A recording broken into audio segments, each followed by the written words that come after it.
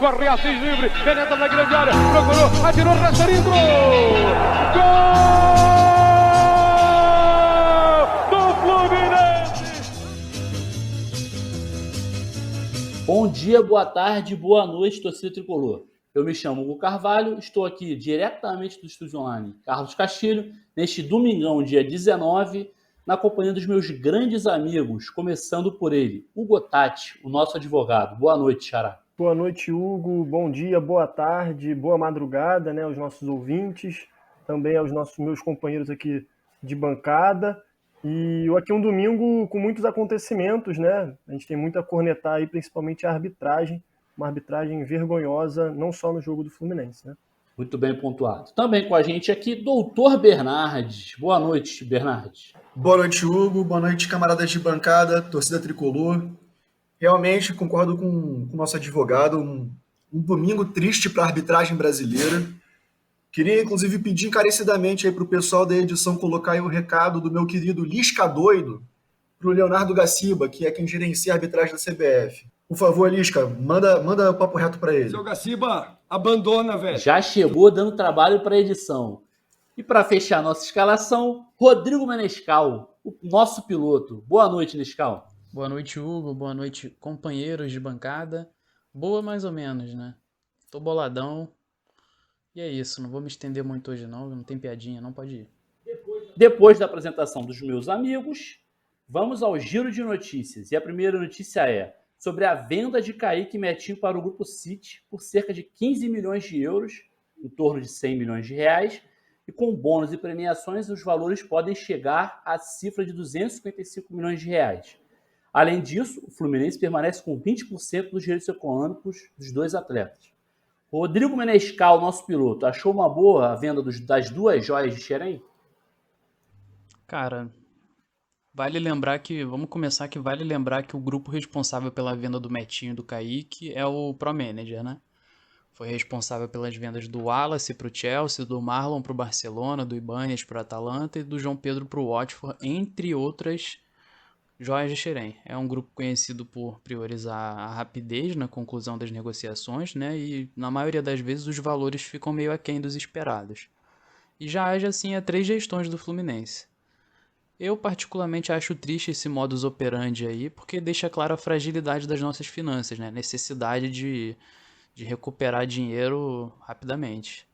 Claro que tem vários fatores, a gente não sabe se vão render tudo isso, os jogadores, né? Mas sinceramente eu acredito que a solução dos problemas financeiros do Flu não pode passar só pelo barateamento dos craques que a gente forma na base.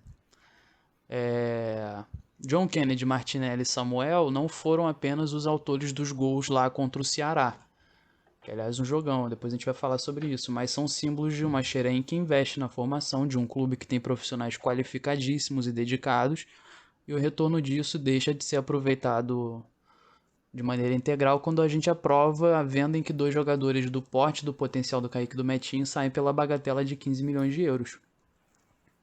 Eu pelo menos vejo dessa forma, mas fica a pergunta, vale a pena? Já que já emendou, eu vou mandar. Bernardes, vale a pena?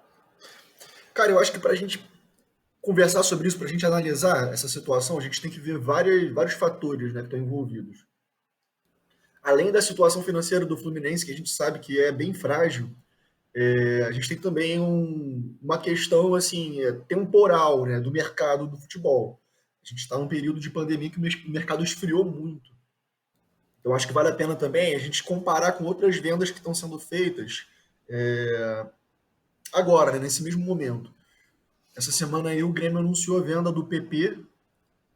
Se eu não me engano, foi para algum clube de Portugal, Benfica ou Porto, não lembro qual foi.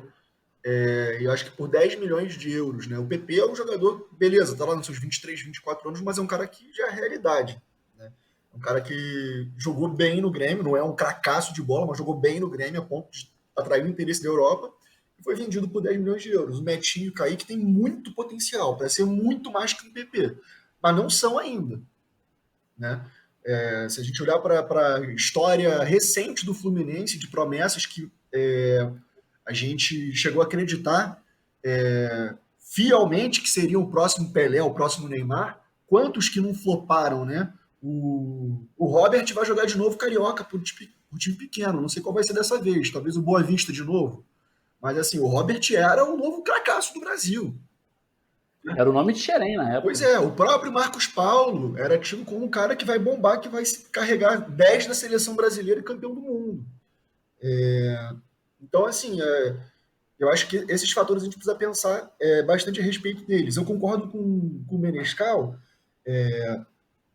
quando ele fala que essas vendas são precoces e que acabam barateando, né? Porque Xerém forma tanta gente boa, na verdade, que se a gente esperar para vender, a chance da gente ter mais retorno do que perda com esses caras que flopam é alta, né? É bem alta. Mas aí entra o fator da situação financeira do Fluminense, né? A minha crítica à atual gestão do Fluminense se dá muito mais na questão da não venda do Marcos Paulo do que dessa venda dos meninos para o Grupo City. Porque o que eu vejo nessa venda do Metinho, do Kaique para o Grupo City é a saída que o Fluminense tem nesse momento para pagar os atrasados, para ter algum respiro financeiro para ter uma temporada de 2021 e fazer uma Libertadores à altura do nosso clube, né? Se a gente parar para pensar, o Fluminense poderia manter o Metinho e Kaique, mas vender esses moleques que já estão surgindo no profissional, né? Alguém ia ter que ser vendido. E eu não sei até que ponto também valeria a pena, é uma aposta, né? Ninguém tem como saber, é uma aposta.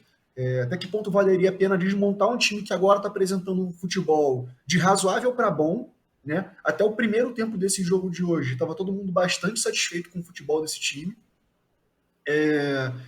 E isso para apostar nesses dois moleques que têm muito potencial pela frente, mas que a gente não sabe se vão aflorescer ou não.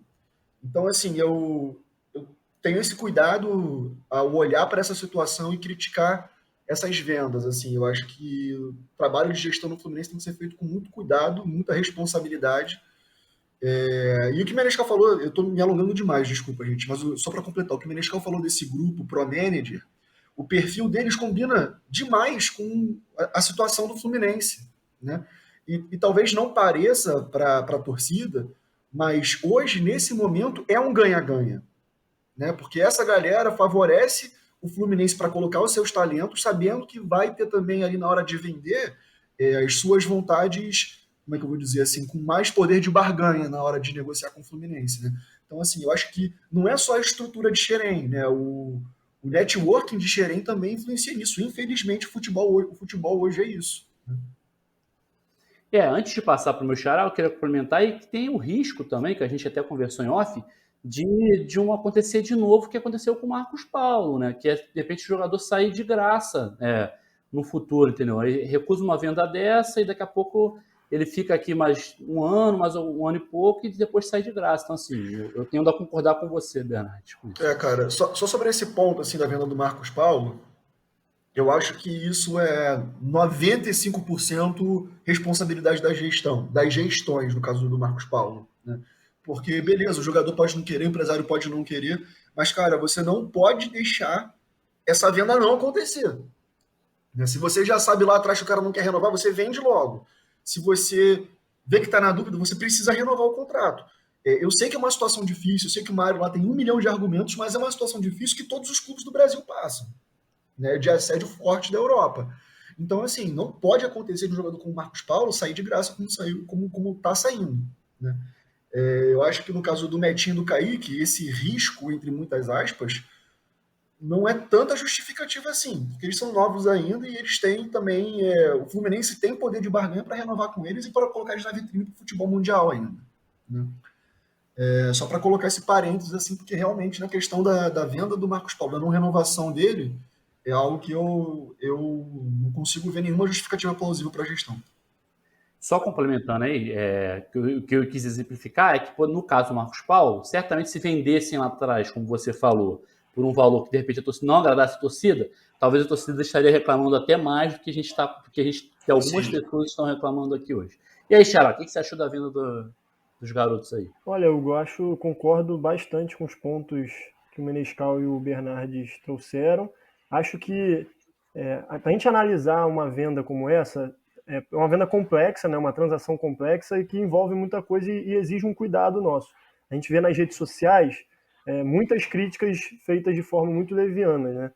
E eu acho que a gente tem que ter um cuidado para analisar considerando todos esses fatores. Eu acho que, só para tentar resumir aqui a minha posição, sem tentar repetir também o que o Menescal e o Bernardo já falaram.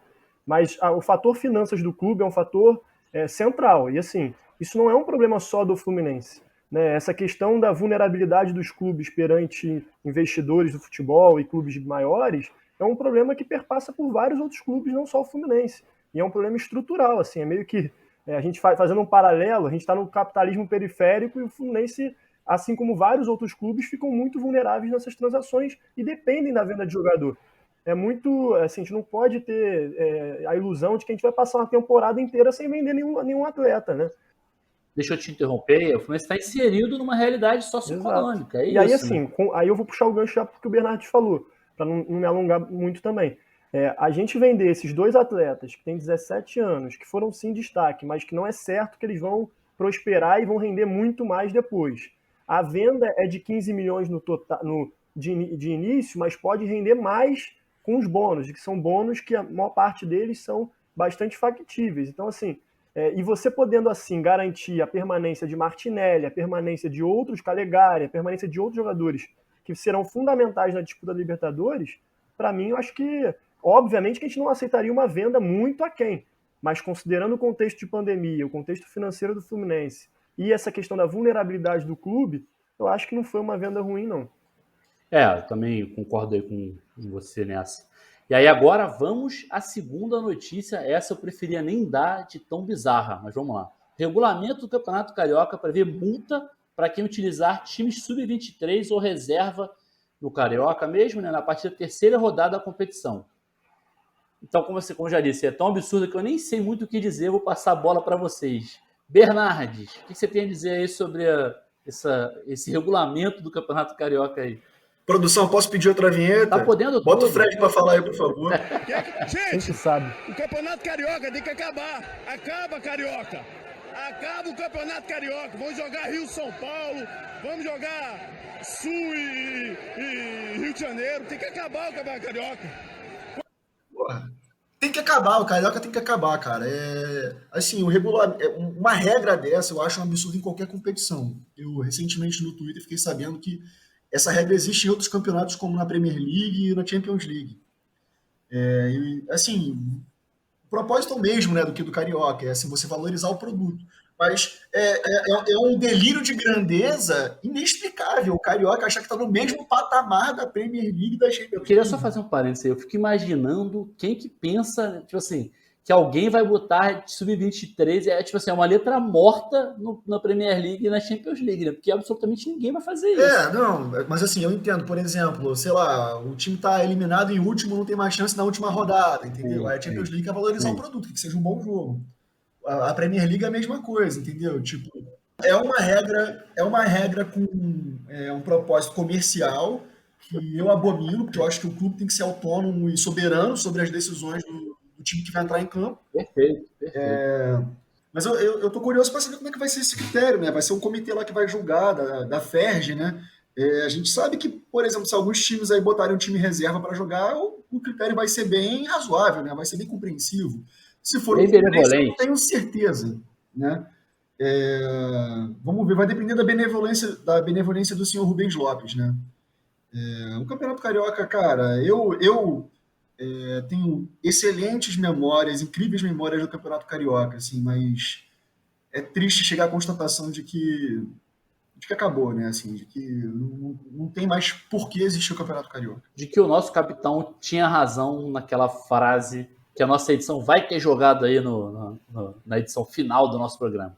Xará, o que você tem a dizer sobre essa notícia aí bizarra? Olha, Hugo, eu concordo com o Bernardes. Acho que, assim, é um absurdo completo e me incomoda muito porque ignoram completamente o histórico. O que tornou o Carioca ser o que ele é hoje, totalmente desvalorizado, sacou? Tipo, acho que isso é muito ruim, porque eu, infelizmente, tendo a concordar também que hoje o Carioca deveria acabar, mas isso causa uma tristeza muito grande, porque na verdade fizeram o Carioca ter que acabar. Entendeu? Foi um projeto fazer com que o Carioca fosse completamente sucateado, desvalorizado e tivesse que acabar.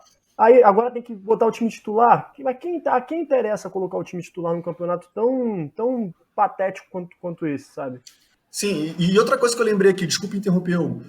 Se o cara do Sub-23 for bem, é escroto pra caralho com ele, né, cara? Tipo assim, o cara tá jogando bem, não pode ser considerado titular, tá ligado? Exatamente. Tipo, quem é que vai dizer que ele não é titular ou que ele é, tá ligado? Porra, isso não existe, É cara. uma parada completamente subjetiva, né, cara? Mas vai lá, desculpa, Xará. Não, Termina e a aí. gente pensa exatamente nisso.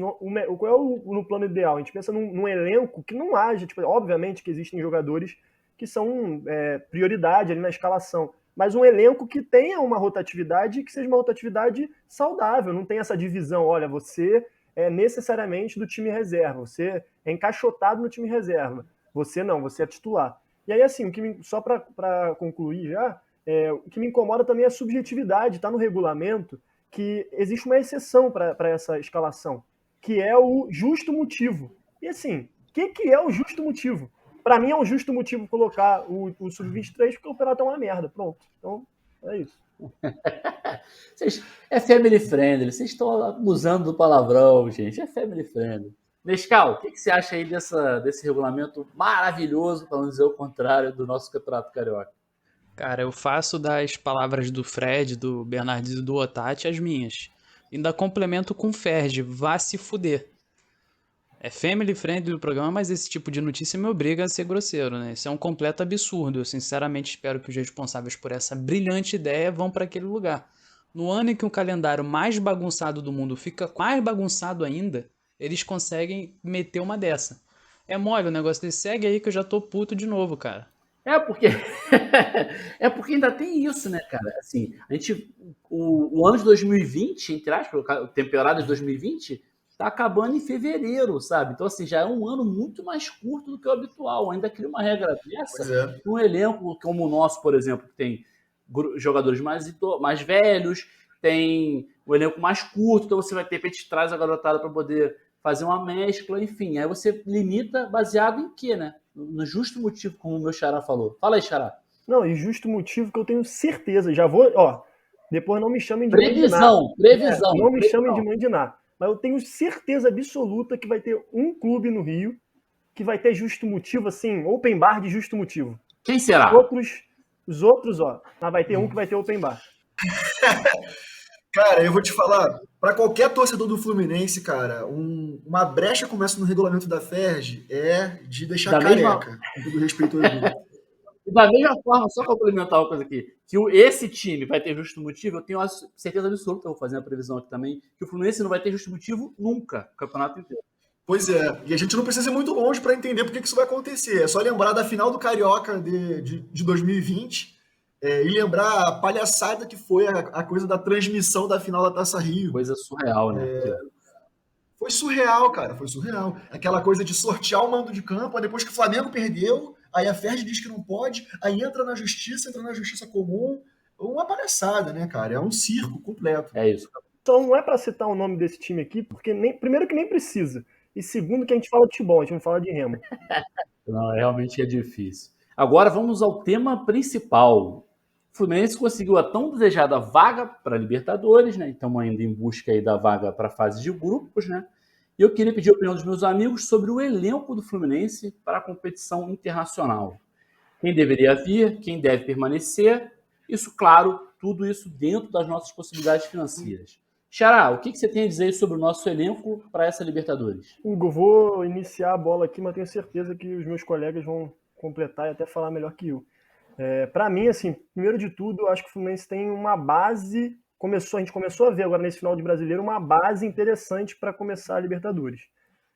Isso não quer dizer que eu esteja hiper satisfeito com o nosso elenco, muito pelo contrário, mas acho que a gente tem que também estar com o pé no chão, saber a realidade do clube. Mas eu acho que, assim, em termos de goleiro, Marcos Felipe vem fazendo boas atuações.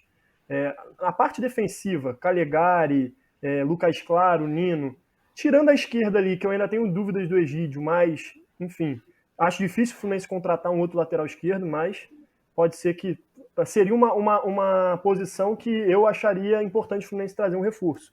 Mas não sei se será possível, tendo em vista que trouxe o Barcelos também nesse meio tempo aí. Mas, assim, em termos de barca de saída, eu vou focar na barca de saída. Eu acho que tem uma galera aí que podia já tomar o rumo fora do Fluminense. Hudson, e aí depois a gente pega o gancho do jogo de hoje, né? Que a gente está gravando no domingo aqui no jogo do Santos, contra o Santos.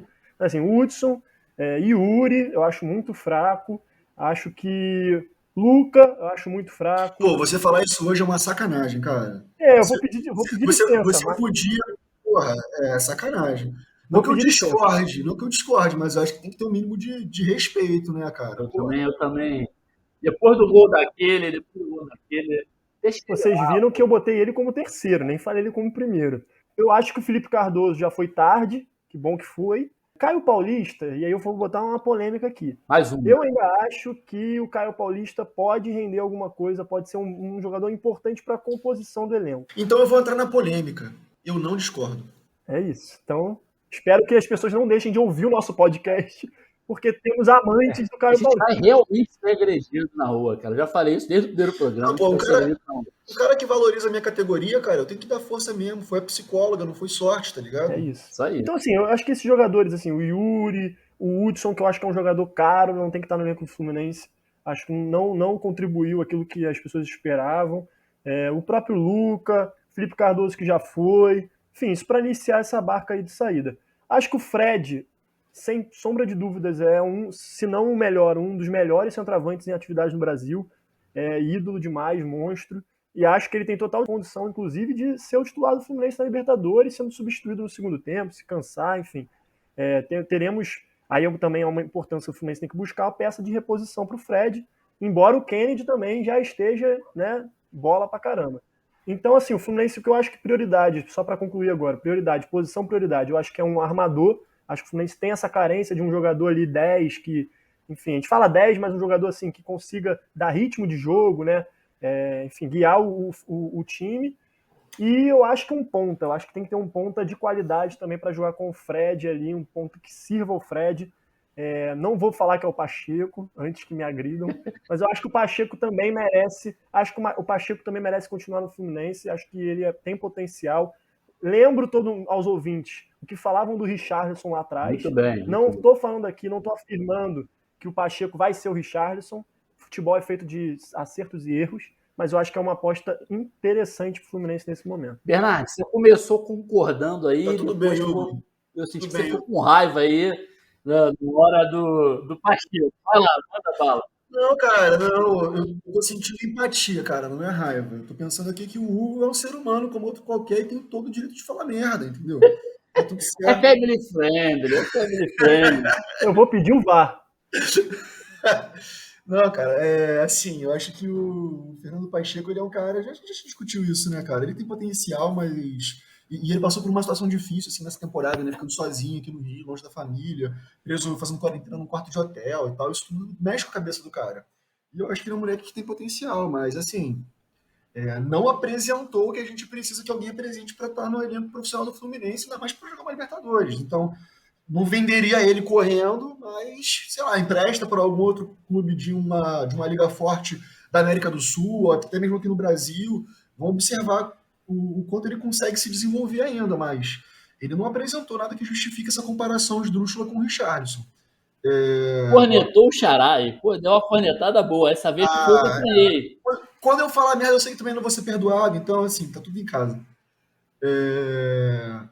Agora, só já emendando na parte que eu vou concordar com o Hugo. Eu acho que ele foi muito bem quando ele falou que as prioridades são um camisa 10 e um atacante de lado, de velocidade. Né? Eu queria focar um pouco agora na questão do camisa 10. Eu não sei se ficou também essa impressão para vocês, mas para mim ficou muito associado assim, essa percepção do futebol que o Fluminense está jogando hoje, esse futebol bom, com uma subida de produção do Nenê. O Fluminense está bem quando o vovô está on. Quando o vovô está off, e a diferença também do jogo de hoje, assim, o primeiro tempo o Nenê não foi brilhante, mas ele também não foi mal. No segundo tempo ele foi muito mal. E o Fluminense cai muito de produção quando ele está mal. Acaba sendo o termômetro aí do time, né? Exatamente. Então, assim, acho também que o Nenê e o Fred podem ser titulares desse time na Libertadores, mas precisamos de reposição para os dois, porque a gente sabe que, assim como com a molecada, com esses caras mais veteranos, não dá para a gente exigir uma consistência tão grande numa temporada tão desgastante. E curta, né? Nesse caso, 2021 ainda vai ser Exatamente, curta. Então, assim, os caras já vão ser obrigados a jogar Carioca, né? Junto com a Libertadores. Eu acho que, E a assim, gente vai ser obrigado a assistir o Carioca. Vai lá. eu acho que, por incrível que pareça, o Fluminense está bem de zagueiro. É uma coisa que eu nunca achei que eu fosse falar na minha vida, mas o Fluminense está muito bem de zagueiro. Os dois titulares são incontestáveis. O Frazan entrou bem quando entrou no último jogo, mas vamos lá, precisa de uma amostra maior de jogos aí para a gente formar uma opinião sobre quem é ele hoje na fila do pão. Mas é um bom reserva. É um bom reserva, exatamente, é um bom reserva. E eu imagino que, assim, tem o Matheus Ferraz ali, que eu, sinceramente, não sou muito fã. O Conde ele Teve um lapso de genialidade ali, de brilhantismo, quando estava com o Diniz, aí se machucou e depois voltou a não jogar nada. Mas tá ali na reserva, e pode ter algum moleque também desse sub-23 ou da base, Luan Freitas, essa galera que vem da base, que eu acho que dá conta do recado também de ser reserva, né, do Nino e do Lucas Claro, considerando que a gente tem que investir pontualmente, né, não dá para montar um elenco recheado. Então focaria reposição para o Fred, reposição para o Nenê, atacante de velocidade, e dar uma olhada com carinho nos laterais, né? Samuel Xavier aparentemente vem aí, sem custos, o que é bom, definitivo. E eu acho que vai ser uma boa disputa aí com o Calegari também, porque o Calegari é um moleque bom, talvez a nossa principal revelação desse campeonato, mas não sei se ele está preparado para jogar uma Libertadores como lateral, ainda por cima, né? Lateral é uma posição muito ingrata, né? Muito ingrata, que o próprio Egídio sentiu isso na pele, né? Nessa primeira parte dele como titular.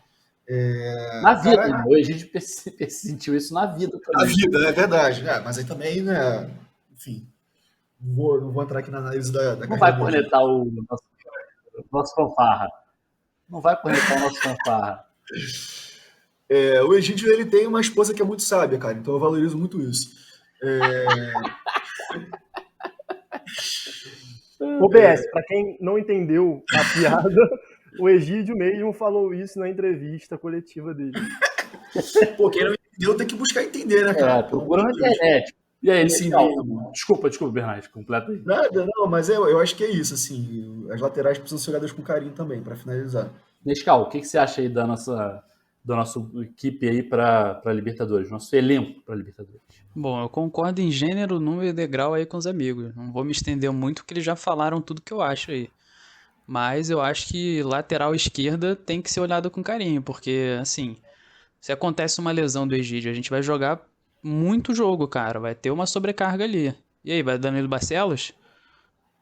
Mas o Barcelos também teve um período bom, né, cara? Isso que é complicado. Esses caras. Depois eu que falo merda. Calma aí, depois eu que falo merda. O Barcelos não teve um período bom. Ele chegou e assumiu titularidade. Nunca teve um jogo bom o Danilo Barcelos. Deixa eu interromper aqui, que o Xará foi no joelho e não foi expulso. Mas vai lá, Bernardo, responde aí. Foi no joelho dela também, né? Esse VAR aí tá tendencioso. A gente sabe que se ele fosse de outro time aí... Se eu fosse de outro time aí, era diferente, né, o critério. Mas, cara, que isso, cara? Como é que o Barcelos não teve jogos bons, cara? Quando ele assumiu a titularidade do Egídio? Vamos deixar a Menescal falar, cara. Pô, tá falando besteira aí. Vai afastar o ouvinte. Não, eu realmente acho que o Barcelos teve alguns jogos que não foi de todo ruim.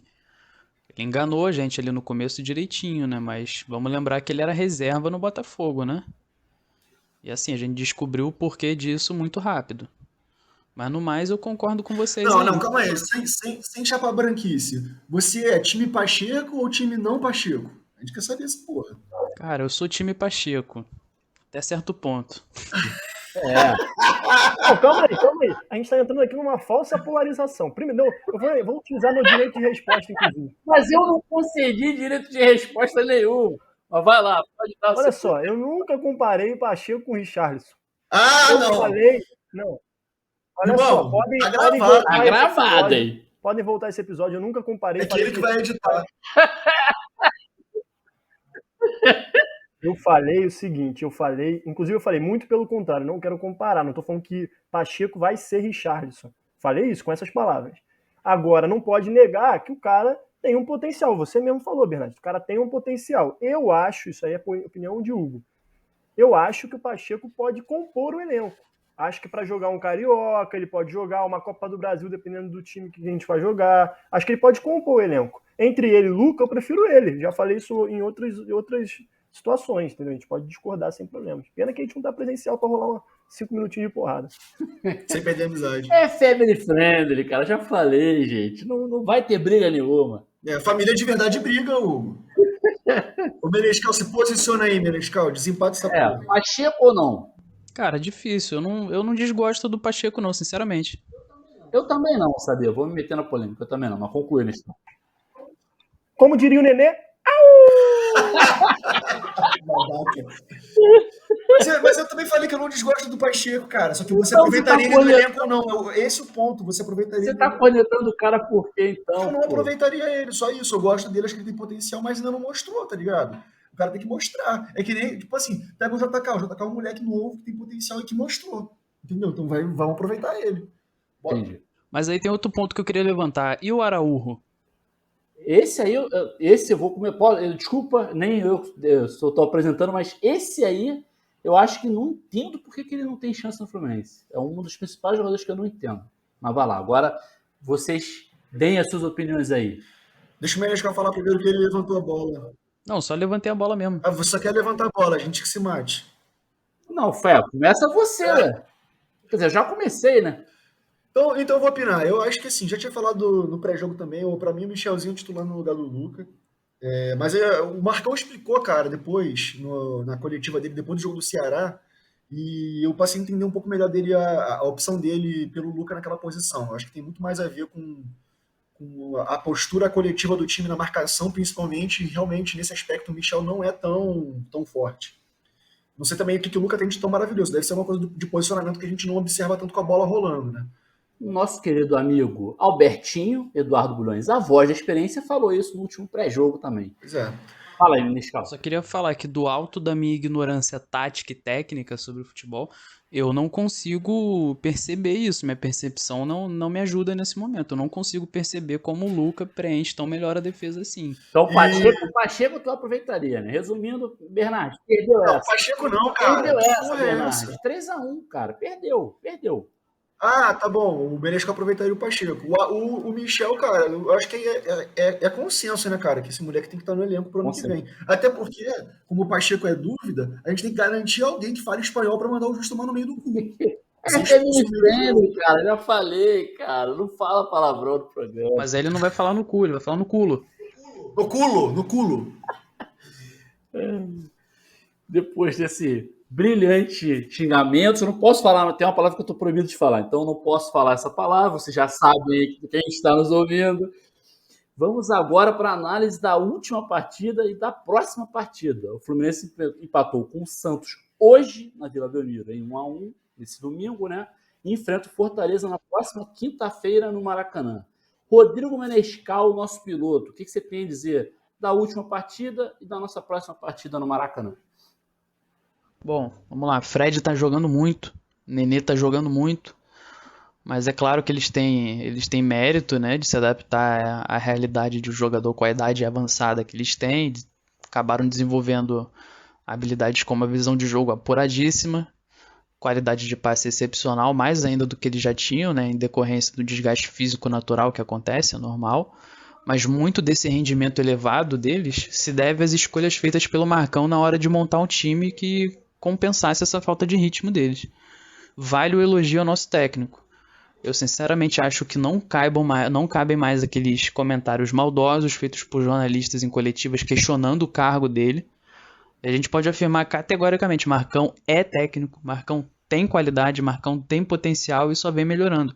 A prova disso é o nosso histórico de partida. Desculpa interromper, Menescal. Eu queria mandar um abraço pro pessoal da Rádio Globo, pro Vitor Lessa, que fizeram uma baita de uma entrevista com o Marcão essa semana, que é a forma como a imprensa tem que tratar qualquer profissional do futebol, né, cara? É surreal que isso seja debatível ainda. É um absurdo, desculpa eu complementar também, vou dar minha cornetada aqui, é muito absurdo o cara ser treinador do Fluminense aí com um desempenho altíssimo nessa reta final aí, e ainda ter esse tipo de questionamento, gente. Pelo amor de Deus, né? Termina aí, Nescau.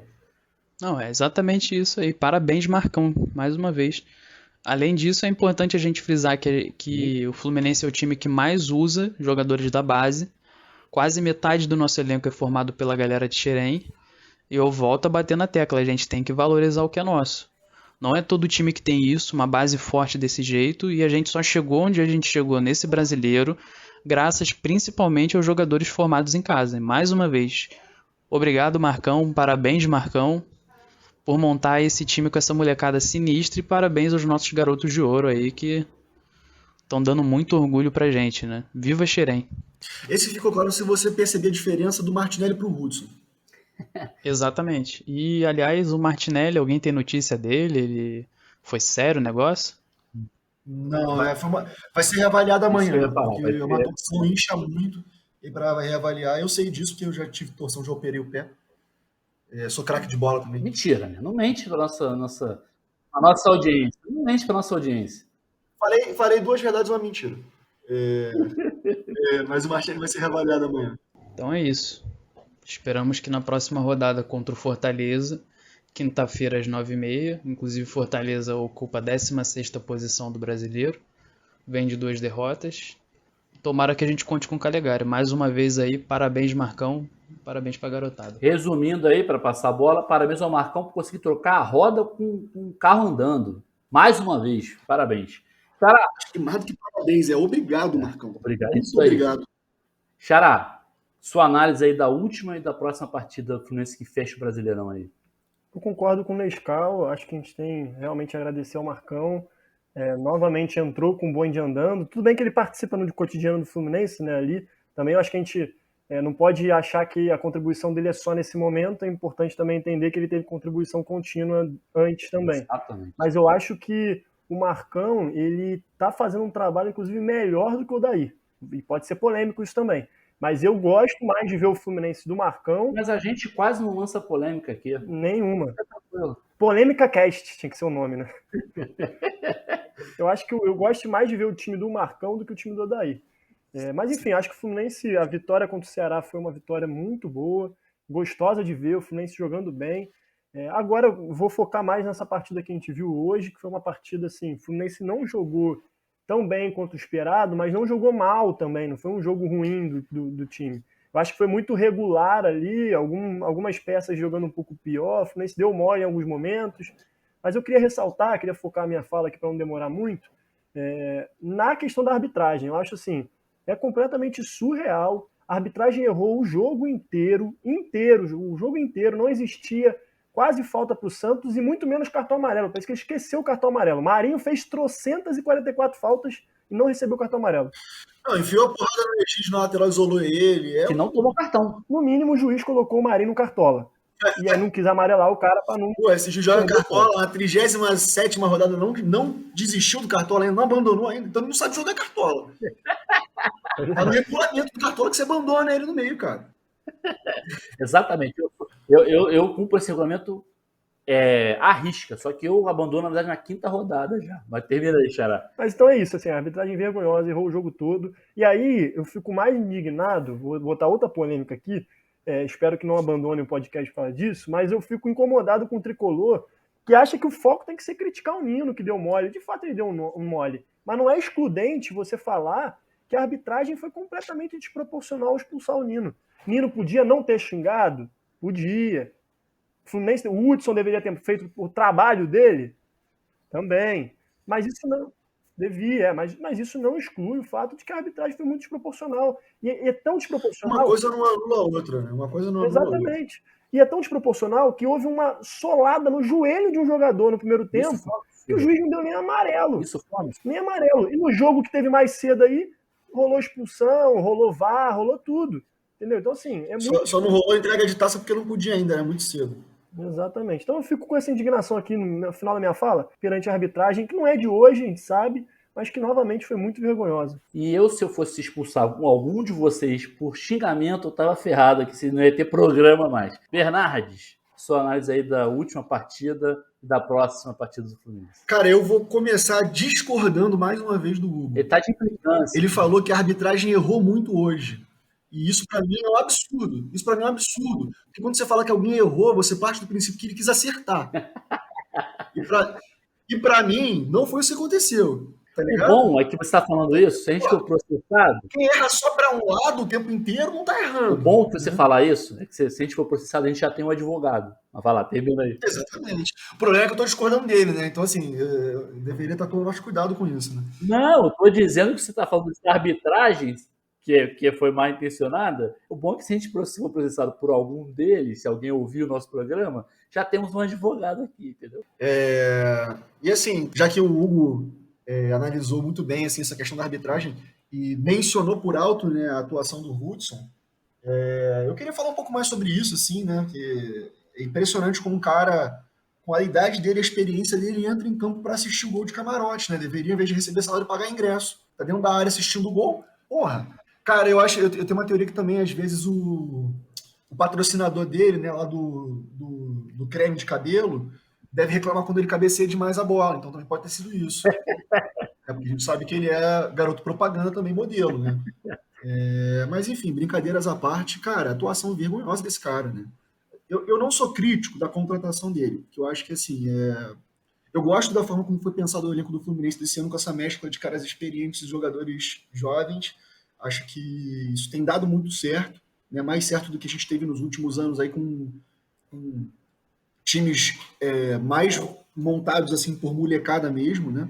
Os caras que eram mais experientes eram sempre aqueles caras que nunca deveriam ter vestido a camisa do Fluminense. Então esse ano acho que isso deu certo. Eu acho que o Hudson foi uma boa aposta, mas serei muito crítico hoje da renovação dele, caso aconteça. Porque uma coisa é você apostar no cara assim, sem saber tal, conceito de montagem de elenco. Agora você sabe, cara. Depois de um lance desse, é para nem mais entrar em campo, né? Pelo amor de Deus, o cara é volante. Num lance de bola parada, ele para no meio do caminho, cara. É inaceitável isso. Inacreditável mesmo. Depois dessa cornetada do nosso doutor, vamos nos aproximando do final do programa, infelizmente. E antes de passar a bola para os meus amigos darem os seus recados, eu queria falar o recadinho de sempre. Siga a gente lá nas redes sociais, facebook.com/é proibido remar e Twitter, @é proibido remar, tudo isso sem acento. Segue também a gente no Spotify e no YouTube, tá? É só procurar lá, é proibido remar, segue lá. E no caso do YouTube, ativa a sinetinha lá para poder receber as notificações quando a gente botar programa novo no ar. Dito isso, vamos aos recados finais. Xará, seus recados finais, boa noite e até a próxima. Boa noite, Hugo e nossos ouvintes, né? Esse programa, o programa mais longo que a gente fez, mas é um programa super descontraído aí, entre amigos, tricolores de arquibancada. Como de costume, eu não posso deixar de mandar uns abraços aqui, né? Mandar uns abraços para os nossos fãs. Dessa vez, o abraço vai para Carol, para o Matheus, para o Pedro, novamente para o Dudu e para a galera da organização da campanha Pelo Flu aí, que é uma galera, né? A gente teve um acréscimo muito grande no número de sócios, agora uma queda, mas novamente com a vaga na Libertadores, o Fluminense tem tido um aumento no número de sócios, o que é muito importante. Fica o recado para a galera se associar. Tem plano de R$ 9,90 e é o caminho aí para a gente poder ajudar a construir um Fluminense mais forte, um Fluminense que dispute a Libertadores, né, à altura de sua história, para a gente poder conquistar esse título. Muito bem pontuado. Para variar, fez aquela média. Depois, na média do meu xará, Rodrigo Menescal, nosso piloto. Boa noite e até a próxima. Boa noite, rapaziada. Boa noite, meus ouvintes. É isso. Vamos lá, rumo a Libertadores, uma fase de grupos da Libertadores, né? Mas antes de terminar, eu gostaria de citar Mr. Catra e dizer que o papai chegou. O papai chegou. Aê! Quem não entendeu aí, o senhor Hugo vai ser papai. A mulher Muito obrigado. Mais um tricolor no mundo. vai chegar aí um Parabéns aí. tricolor mimado, hein, cara? Mal acostumado que já vai nascer com o time jogando Libertadores. Isso aí. Um ou uma tricolor, né? Ou uma tricolor. Fala aí, Nescal. Muita saúde para esse ser humaninho que tá chegando aí. Pra quem não sabe, o Hugo é um grande negociador. Ele combinou com a esposa dele, Remadora. exato, que ela escolhe o nome, ele escolhe o time. Pronto, todo mundo fica feliz. Depois dessa, eu já fiz o combinado aqui, já fiz o acordado aqui em casa também já. Tá tudo certo. Copiou o acordo e seguiu o baile. É isso aí. Muito obrigado, gente. Fico feliz aí pela lembrança. E tô emocionadíssimo, né? Você ouvir o coração do seu filho ou da sua filha numa ultra é algo que é inexplicável. Vocês vão fazer chorar aqui. Doutor Conrad, os seus recados finais, até a próxima. Bom, galera, foi muito bom participar mais uma vez aqui com vocês. Queria exaltar nesse momento aqui, o Hugo fez o jabá da campanha, né? Eu queria exaltar essa figura que é esse homem chamado Hugo Tati, que eu peguei no pé dele o programa inteiro. Mas a gente sabe que ele não faz essa campanha sozinho, mas é um cara assim, com uma iniciativa sem igual, É verdade. uma vontade de fazer as coisas acontecer. Assim, não tem a menor dúvida. Eu acho que todo mundo que está envolvido na campanha também sabe disso, que não teria acontecido se não fosse por ele. Então, talvez quem esteja nos ouvindo não saiba desse trabalho, desse projeto que o Hugo fez, mas fica aqui nossa exaltação a ele. Um beijo grande para o novo papai do grupo. Valeu. Que venha um tricolor ou uma tricolor aí, um tricolindo ou uma tricolinda com muita saúde. Obrigado. E possa presenciar muitos títulos do Fluminense ao nosso lado. Com certeza. E para terminar, queria só dizer que para os nossos ouvintes que amanhã não é dia de Flu, mas não é motivo para você ficar jururu. Porque você vai poder ouvir. Ele insiste nisso, Ele não ficou cara. satisfeito de botar no Twitter, cara. Eu sei que vocês gostam, por isso que eu faço. Cara, diga aí. Eu ia falar só que eles vão fazer 2 Hugos chorarem no mesmo programa, né, cara? Pois é. Vai ser o recorde de Hugo chorando no programa, no podcast. Depois deles quase me fazerem chorar aqui, quase fazerem o meu xará chorar também, eu, Hugo Carvalho, me despeço por aqui. Espero que tenham gostado. Nos vemos no próximo episódio. Saudações tricolores. Corre Assis livre, penetra na grande área, procurou, atirou, Rasterinho, gol! Gol!